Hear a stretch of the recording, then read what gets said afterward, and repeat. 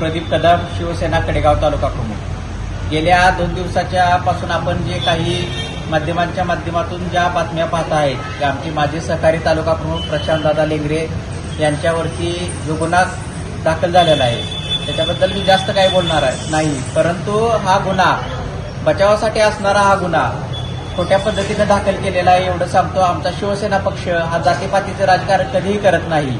शिवसेना आमचा हा पक्ष हे एक कुटुंब आहे आणि कुटुंबामधील काही किरकोळ कलहाचे स्वरूप खोट्या गुन्ह्यामध्ये झाले त्या गोष्टीची आम्ही निंदा करतोय आणि शिवसेना आणि शिवसैनिक म्हणून प्रशांतजी लेंगरे यांच्या पाठीशी आमचा संपूर्ण सांगली जिल्हा प्रशांतदादांच्या पाठीमाग आहे आणि झालेल्या या खोट्या गुन्ह्याची आम्ही आता पोलीस PI यांच्याकडून पण माहिती घेणार आहे आणि उद्या पोलीस अधीक्षक यांच्याशी या गुन्ह्याबाबत संपर्क करून पुन्हा एकदा या गुन्ह्याची फेर तपासणी करण्याची मागणी करणार आहोत। धन्यवाद।